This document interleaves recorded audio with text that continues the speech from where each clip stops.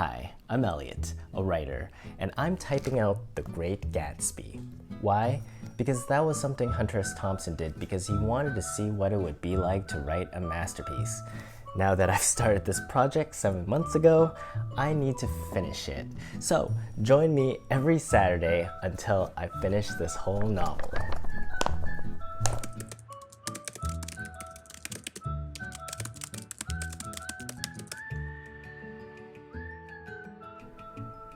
Hi, welcome back to another episode of Typing The Great Gatsby with me, Elliot. Thank you for joining me. Another week has gone by. Red drink. It's Halloween weekend. Always fun. Always fun holiday. Probably one of the most inconvenient holidays. Gotta dress up. I don't like parties where I have to make an effort, you know what I mean? Because I'm lazy. So Halloween is just so. Like, can't we just have a normal party? But that's me.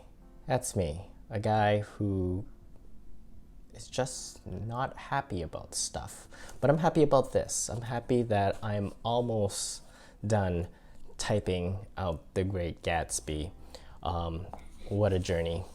What a journey it's been. At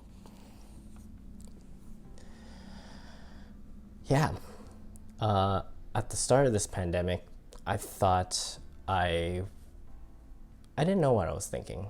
I didn't have that much foresight into what life would be like at the very end. Like when I started the first chapter, I didn't know what my life would be like at the end here. A lot has happened since, and I feel like I've grown up a lot doing this project.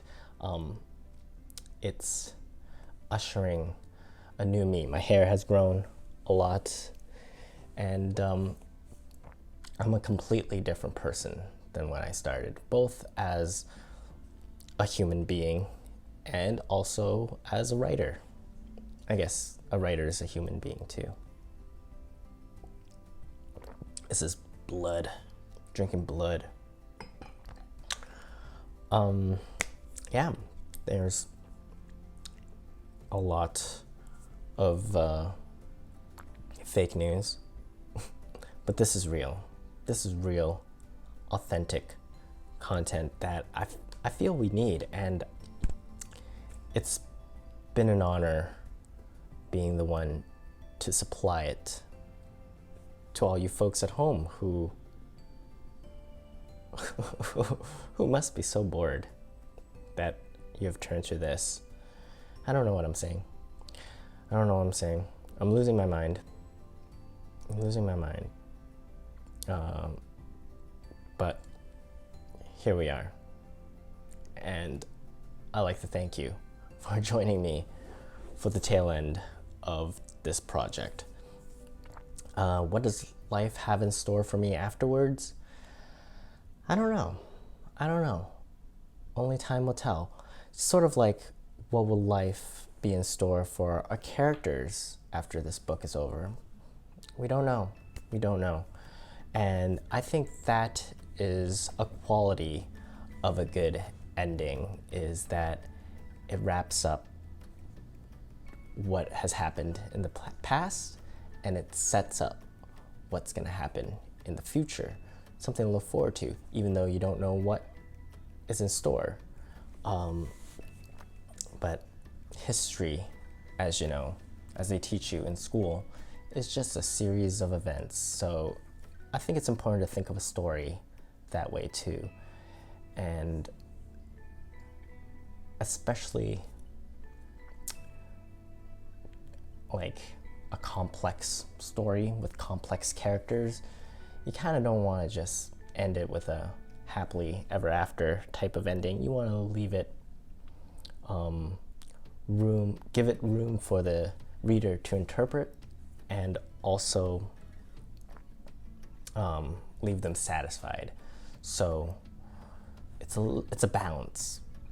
It's a balance. So that's going to be what we're going to look at today.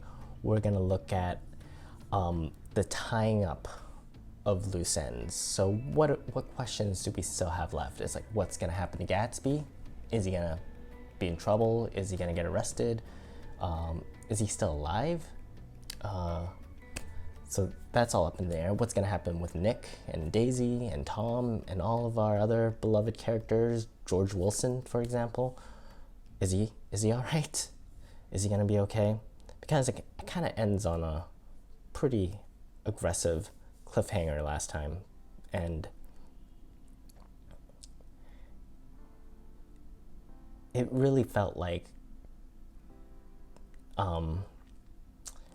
if you think of each chapter as an episode in a season, which is kind of how I usually break down a story that I'm working on, you want episode 8 and episode 9 to be really intense, and then the last episode 10, kind of wrap up everything. I actually did a video about the Game of Thrones first season. I think it's a really good arc that happens. Please check it out. It's on my channel. I'll link it somewhere here. Anyways, let's get started. There's a lot to get through if we want to finish this book on time, so I'm just gonna get underway. You know, my example, I said like 10 episodes in a season, like a Netflix season. There's only 9 chapters in this book.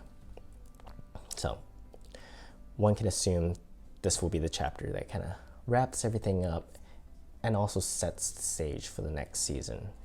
Let's see what happens. Gatsby 2, The Great Gatsby 2.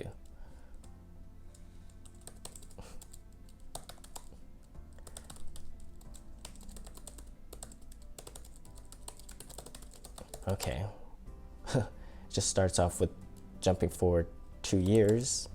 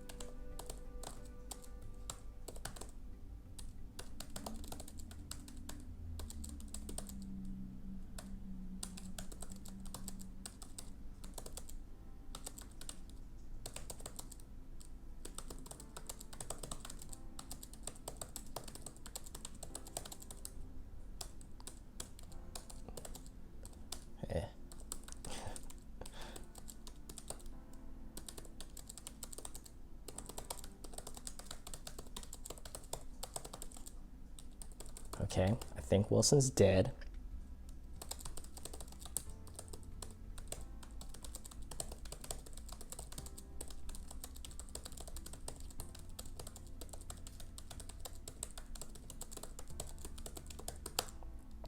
Oh, I forgot to indent. So, 2 years later, that's how Fitzgerald is choosing to tell this last part, is to create some distance from what actually happened. One can assume that this whole story is told from 2 years after the event. Nick has a good memory. That's how I always think when it's like a first person story, wow, they have a good memory to remember everything they said. I try to write creative nonfiction sometimes, and it's so hard because I don't want to misquote people.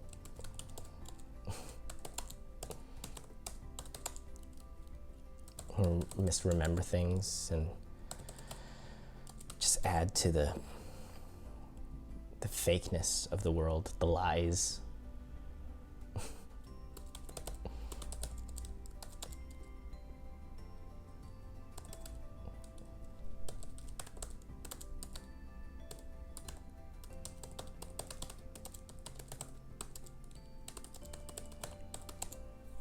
Just like these news reporters here reporting on this Gatsby case. I don't want to be one of them. I want to be, you know, honest. Good morals. I just want to leave people alone.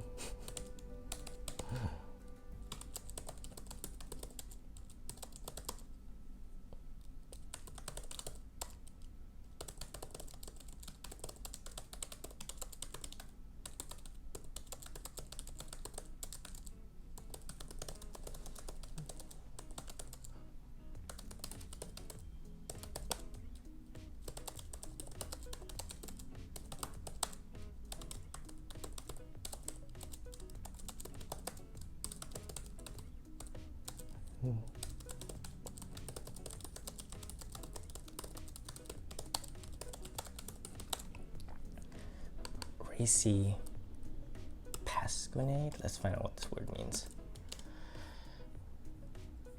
A satire lampoon. Pasquinade. Oh, geez.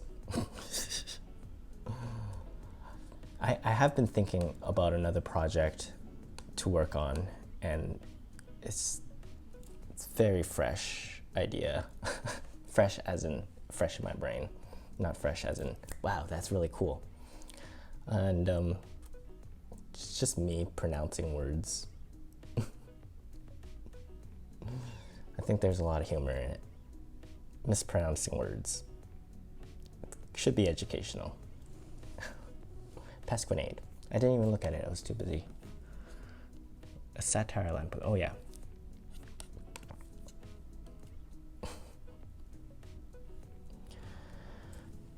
Cool, now we know. Now we're smarter. Suddenly we're smarter. Gotta use it.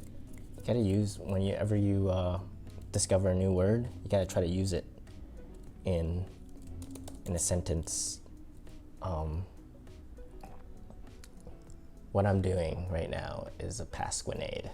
I don't know. Does that work? Yeah. You try to use it in real life and you just sound like such a pretentious jerk. Ever just like use a really big word in front of a group of people and no one knows what you're talking about? And then someone has to fact check you. Isn't that annoying? We live in a world now where you can't have a conversation without being fact checked. Just want to tell my lies. God damn it. Just gotta tell my fiction. I'm a fiction writer. Anyways. Pasquinade. I'm not focusing. Okay.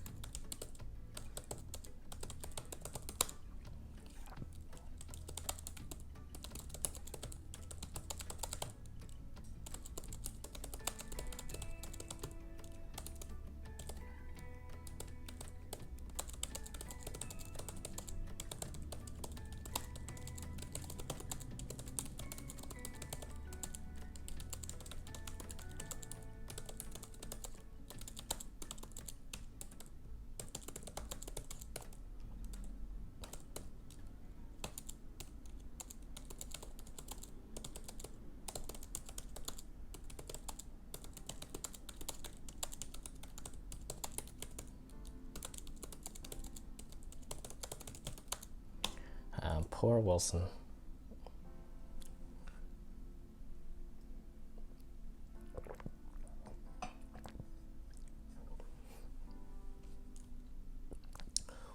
One great thing that I noticed here of what Fitzgerald did is just even this Catherine character, this sister character, which is so minuscule, pronouncing words badly, minuscule in the whole scheme of the story. She still serves a purpose at more than one point, right? She didn't just show up and then disappear. She shows up in a kind of, kind of important scene at the very beginning, and she shows up at the end to serve her purpose, tie up her loose end. Why was she there?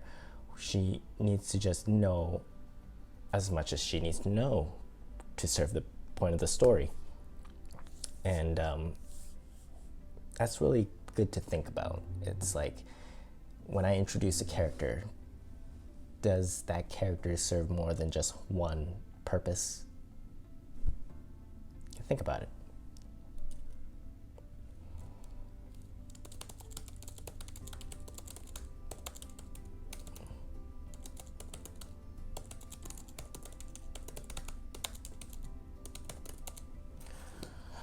First page. Oh, it's also worth telling you guys at this point that no Fitzgerald fun facts today. We got a lot to get through in terms of page counts to type up. So,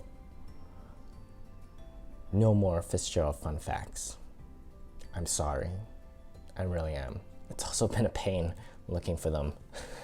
I'll be honest, that's the main reason. I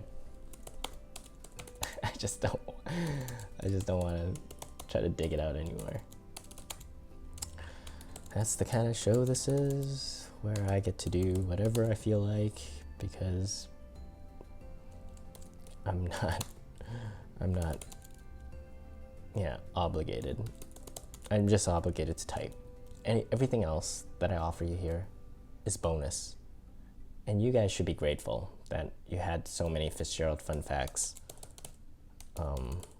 already, to be honest. Yeah. So I don't feel bad at all. I should be focusing on what I'm typing.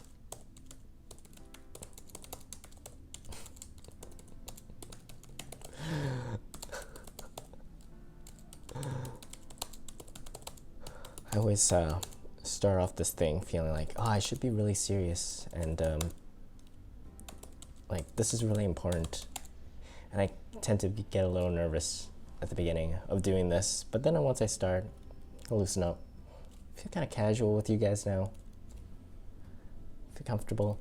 Like meeting a friend after a while, when you have social anxiety, and you're like, oh God, I can't believe I'm gonna meet this person who's my friend.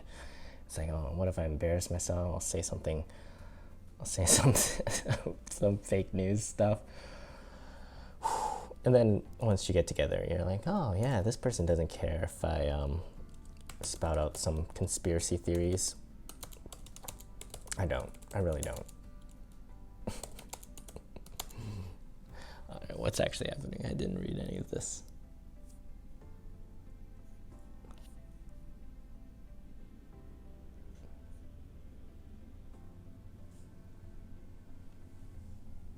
Oh yeah. No.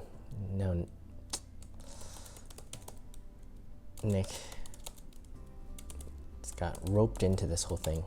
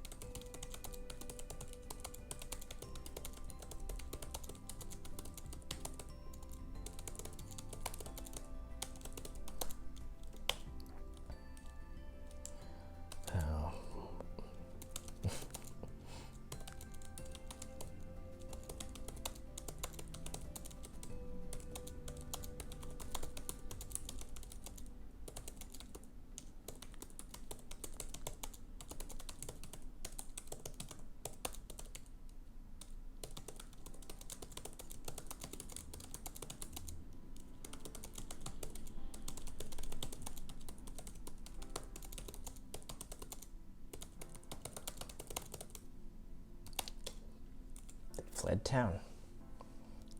Those, knew I can trust them.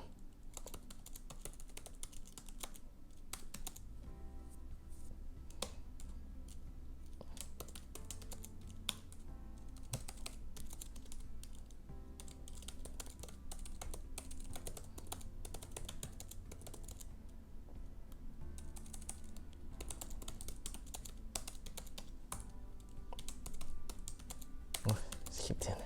Double quotations.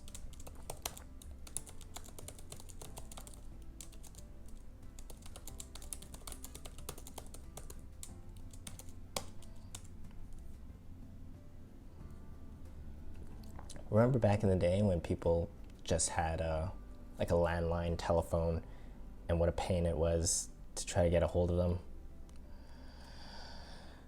Now I have like 10 like messaging apps where you could contact me in.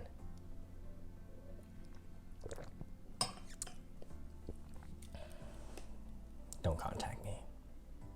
Please don't. Just leave a comment down there. That's the best way to contact me, really. Leaving a comment and a like. Anything else that doesn't increase, that doesn't let the algorithm know that you've watched my Gatsby thing? Not interested. Don't even communicate with me. I'm just here to impress the algorithm. I don't even know what I'm here to do.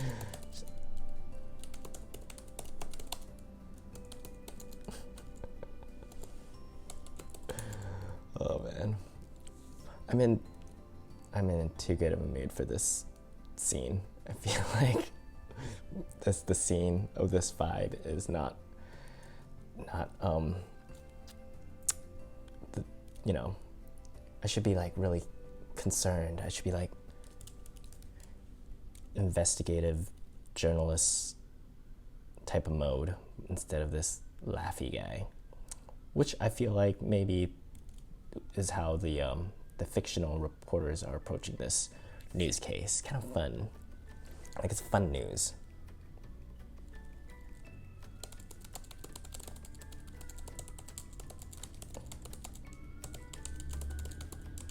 Okay, maybe Gatsby is alive. I have a hard time telling. That's what I want. I get it.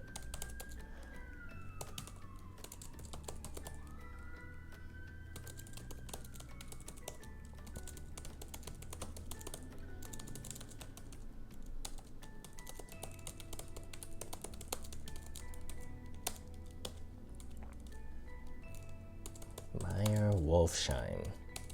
Wolfsheim.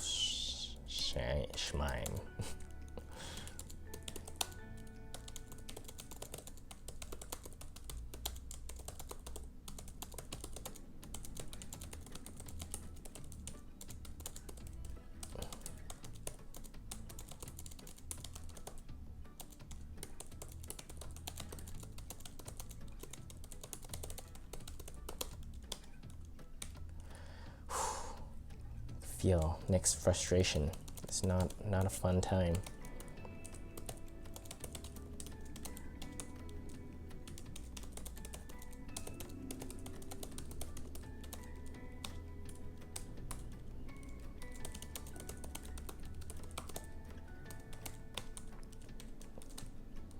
They should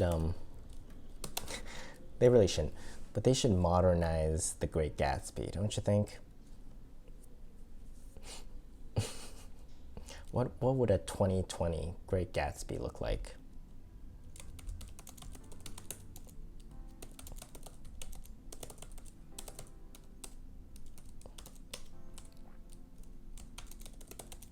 It'll probably all take place in, the game Among Us.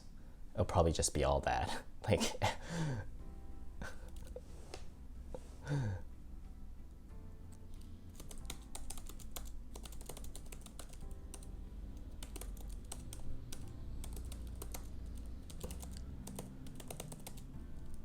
remember at the beginning of this pandemic when the Tiger King was like the thing trending. Haven't thought about that in a while. I'm just trying to remember what happened in like March and April. Sorry, I'm getting distracted here.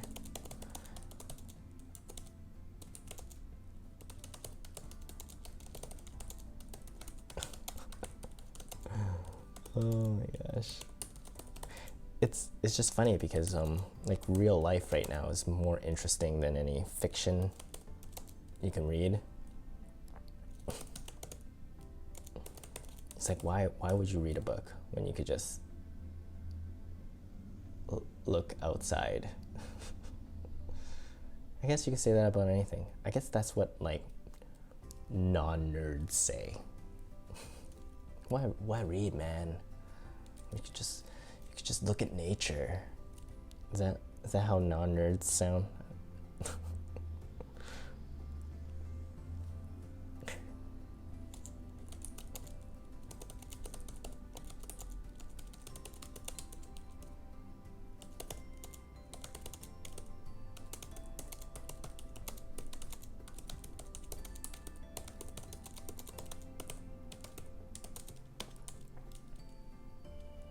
Okay, Gatsby is alive.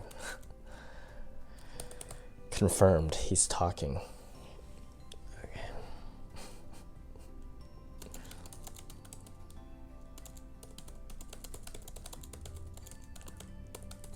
I worry sometimes about my reading comprehension.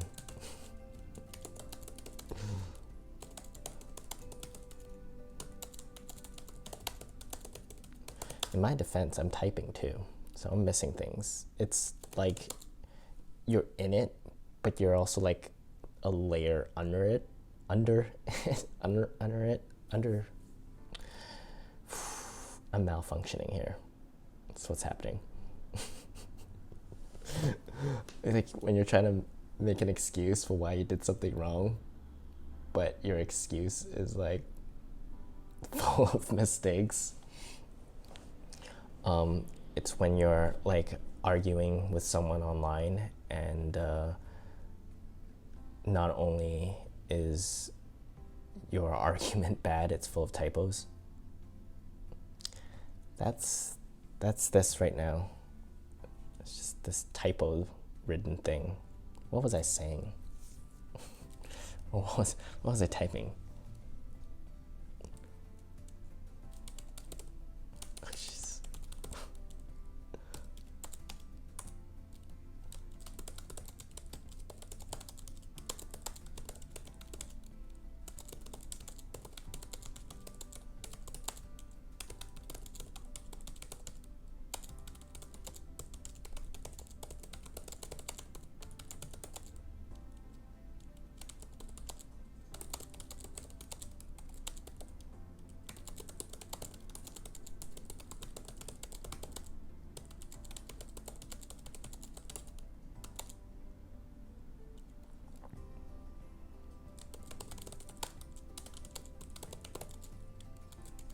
Oops.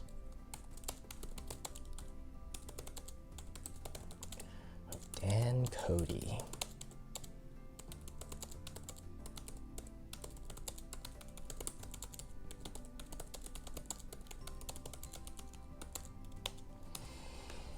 Okay, Gatsby is alive. George Wilson's not, I think. And Daisy and Tom had fled.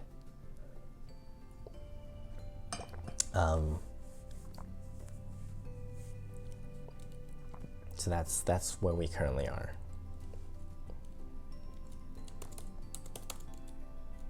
It's a lot of exposition, a lot of just like, okay, here's what's happening.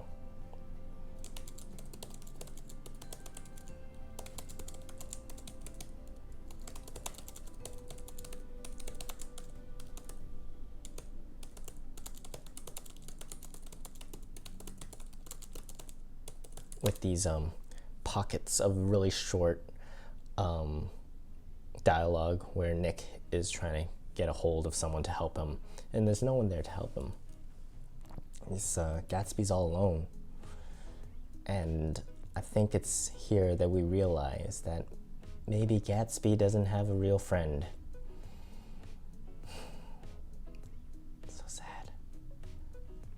They should call this story The Sad Gatsby. I wonder if it would have sold better upon release if it was just The Sad Gatsby. The Sad Gatsby. That should be the sequel. The Sad Gatsby.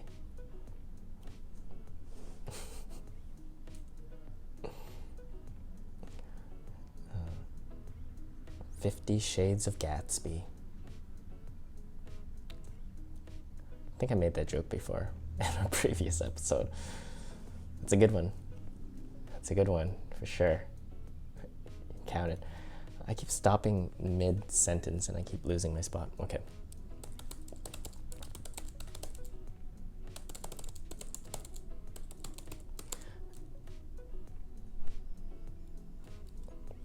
This Wolf Sheen guy.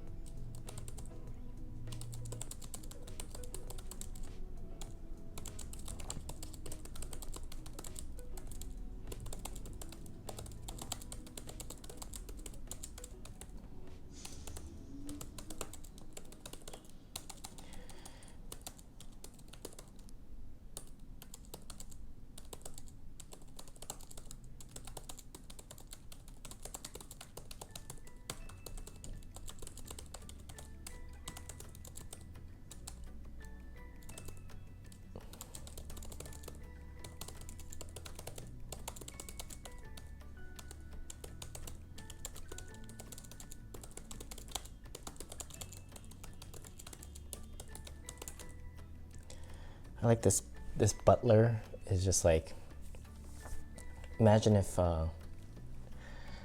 that's the only way to communicate. If you had a butler and you had this guy that sends your message for you. You know, there's a lot wrong with today's world, but thank God we don't need a butler to send our messages anymore.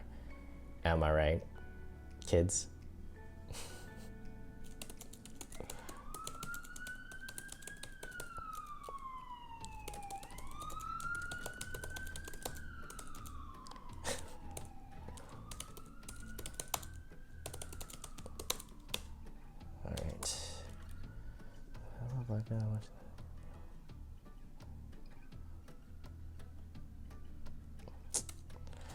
Nick is a good guy. Nick is a good guy. It's like, why didn't these people care about Gatsby after all Gatsby has done for you? Through parties and invited you?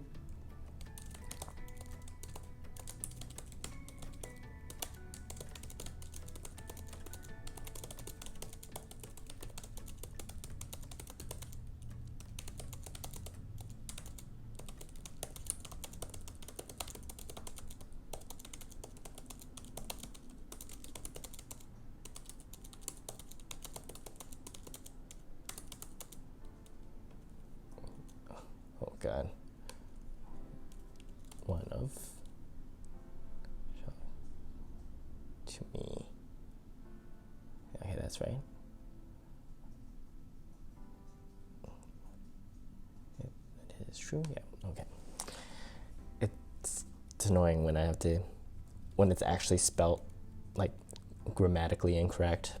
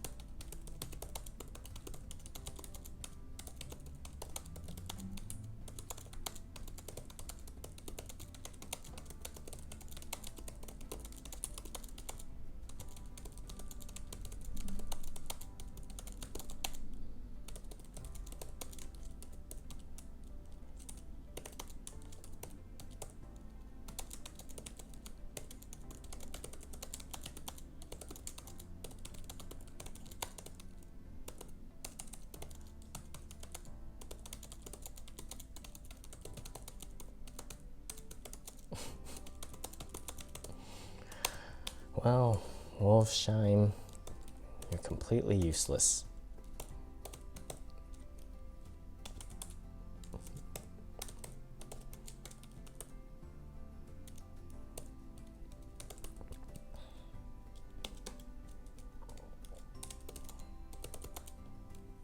That's right, right? Oh, yeah. No, wait. It's always I before E. Isn't it? Have I been spelling it wrong? Nope, no, I've been spelling it right.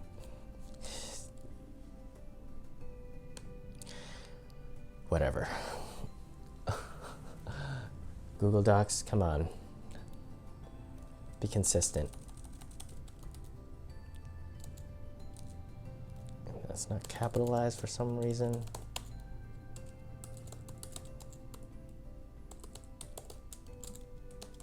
Hastily.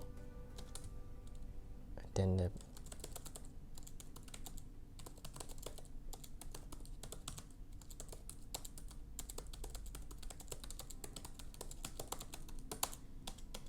That's weird.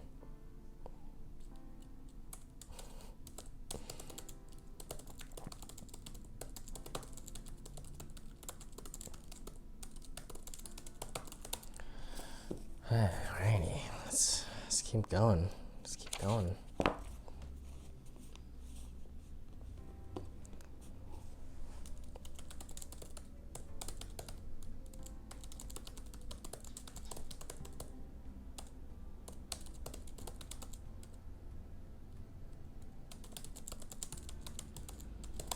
Yeah, where is Daisy?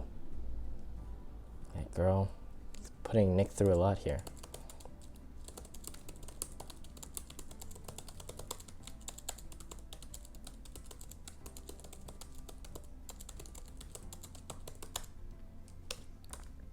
I do like the suspense.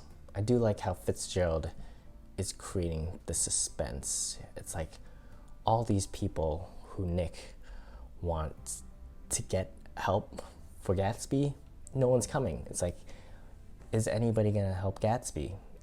That's the question right now. How are they gonna help him to save this man?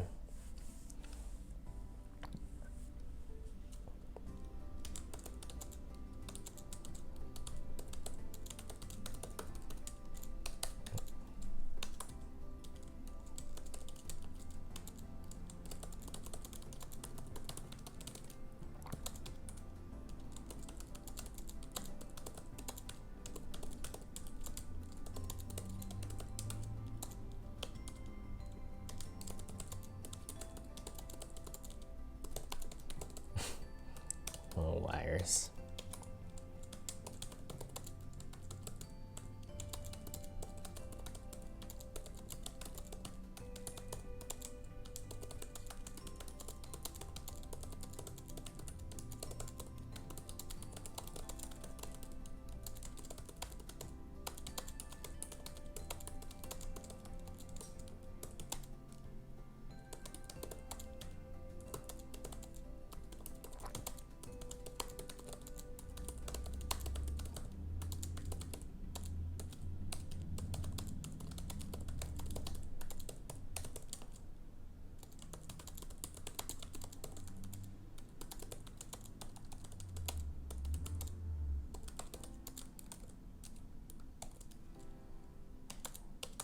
Well, this is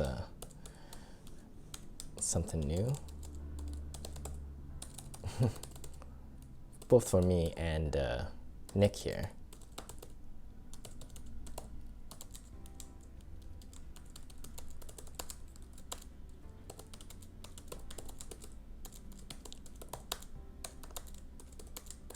Okay, Gatsby is dead.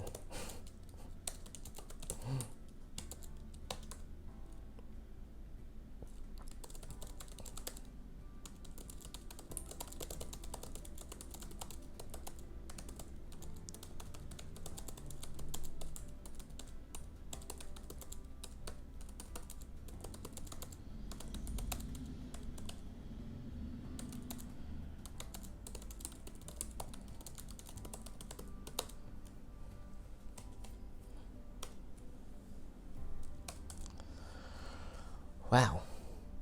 So that's that. I don't know how I feel. It's so sudden. I guess there's no sequel. I guess there's no sad Gatsby. Unless they bring him back alive. In 2020, time travel, I don't know, they got his DNA somehow and they genetically, I don't even know the word for it. You know, what they did in Jurassic Park, where they took the mosquito DNA of the dinosaur and they reproduced it. I think I got something there. Fan fiction. Look forward to this. My next project. The Sad Gatsby.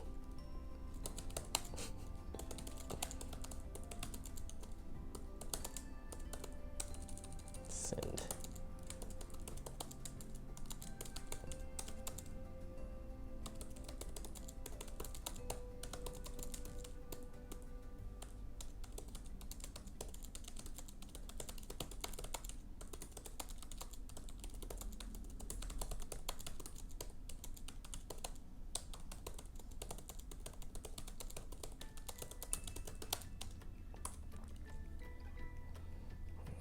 Great.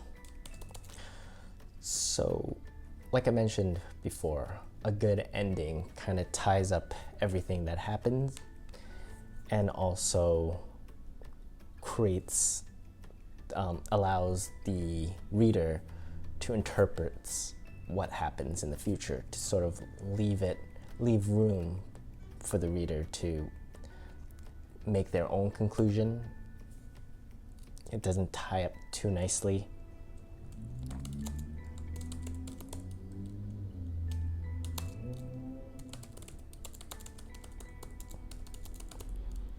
You know, a good ending also doesn't like trick the reader, like, oh, it was all a dream type of thing, which it's not really doing here. It's everything that's surprising was led up to it, including the Wolfsheim stuff, the George Wilson stuff. Everything led up to the events that happened. There wasn't any kind of twist ending so far. We didn't find out that Gatsby is from space or something. However, this is Gatsby's father. This will be interesting.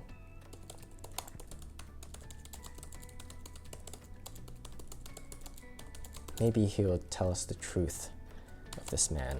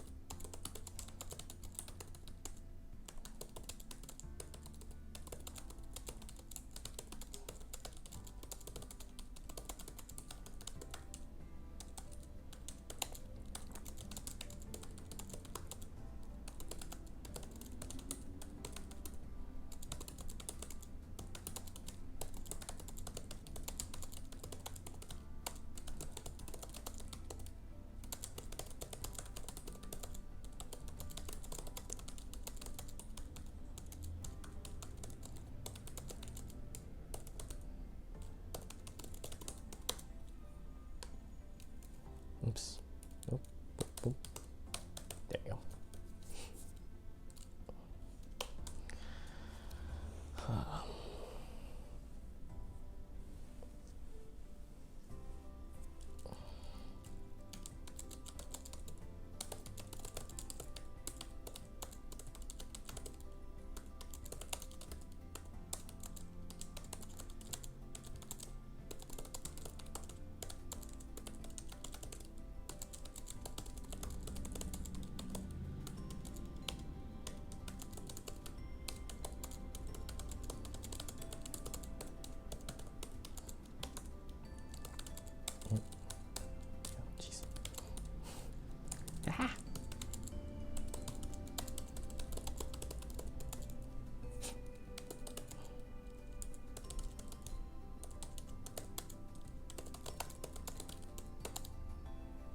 I put on some of this avocado lotion earlier.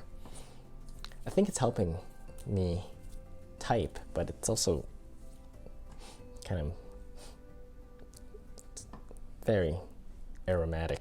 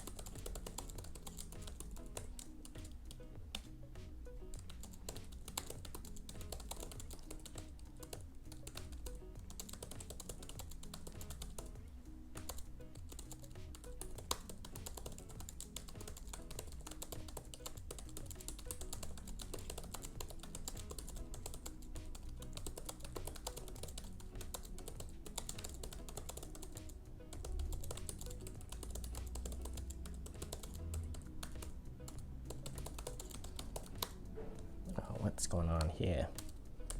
There we go. Okay. So there seems to be some closure happening. I think we're sort of getting the pieces, and we ourselves, along with Nick, are trying to piece together Gatsby's lies that he's been telling us.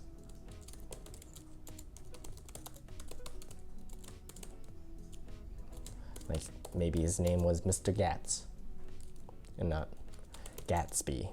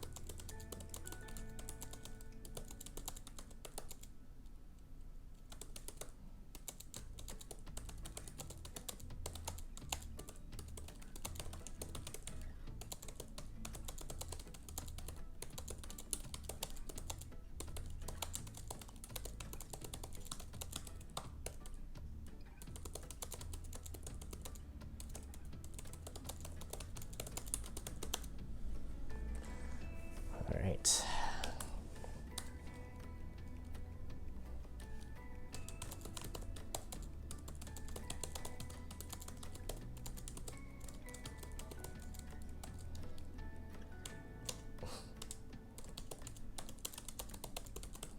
That's great. What a nice. This is wrapping up quite nicely, because this whole time we realized that Gatsby was telling lies and we don't actually know what to believe.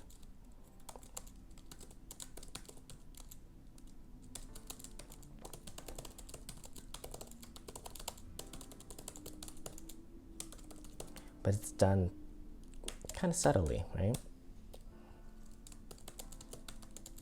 It's not forced onto us. It's not like, oh, now you guys know. It's not like a grand reveal. It's like, here's the clue. Here are the clues. Figure it out yourself. Which is, okay, kind of rude, but I think I can handle this.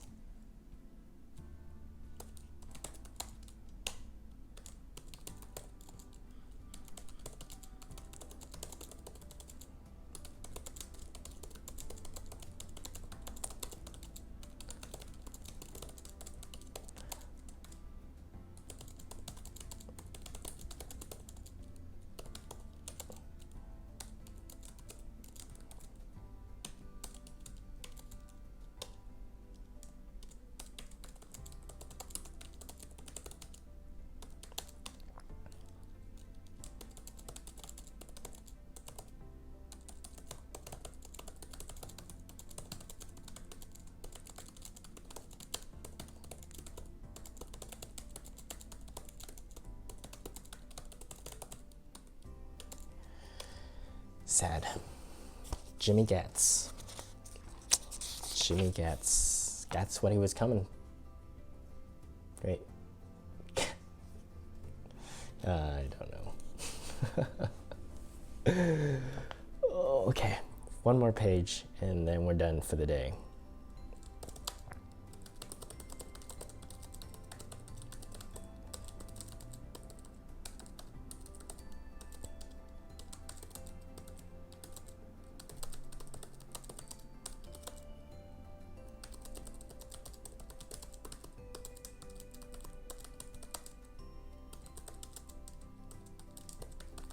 Whoever that is.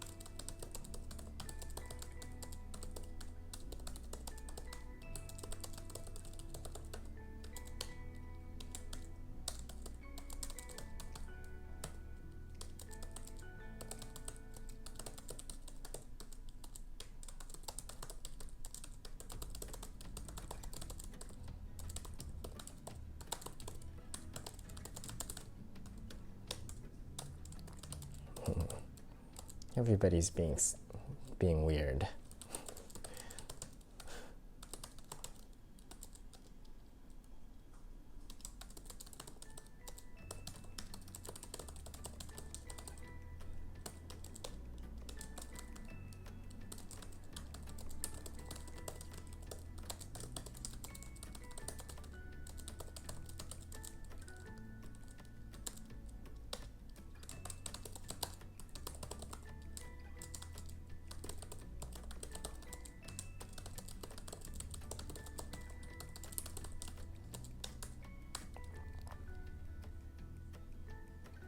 flaky people. Gatsby knew a lot of flaky people.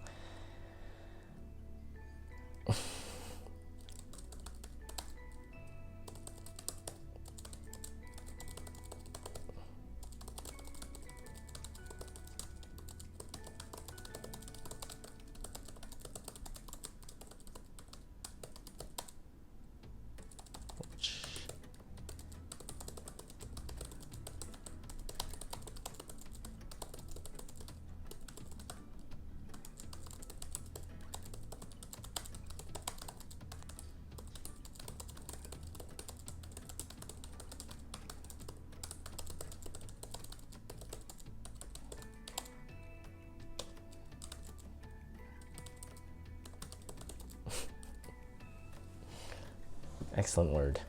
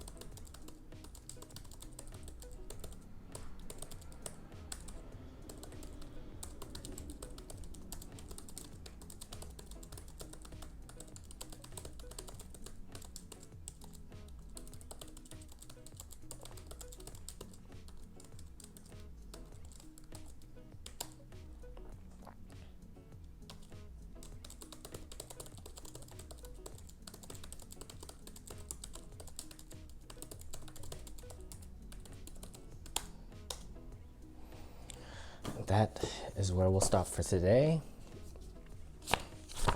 Wow, it got even sadder for Gatsby, right? I think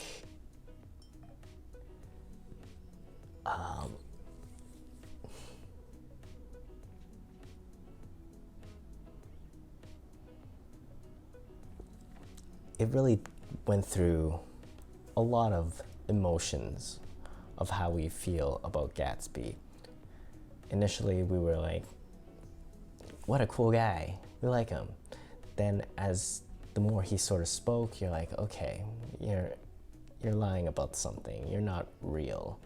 And then he got really desperate, and you're like, oh, he just wants to be loved by Daisy. He just wants that. Let's try to get him that. Let's root for him. Maybe being in love with Daisy would fix all that, all his lies and troubles. And then you see the way he kind of behaves afterwards, and the way he tried to escape things when he got in trouble. And then now he's just sad.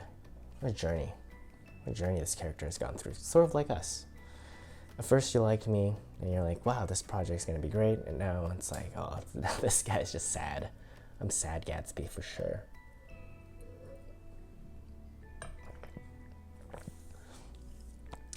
So, writing an ending is absolutely the hardest part of writing a book, in my opinion.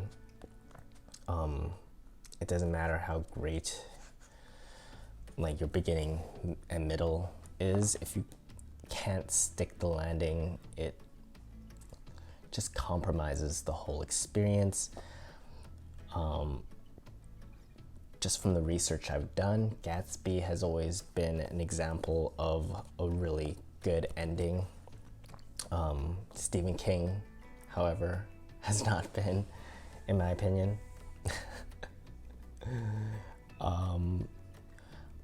And you're sort of seeing it here, even in this first third of the last chapter.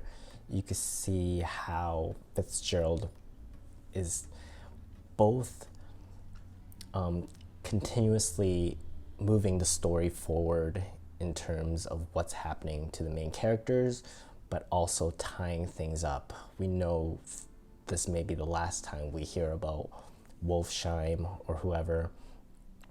We know what the George Wilson side of the family or whatever thinks about the situation. We're kind of, the few new characters is Gatsby's father, who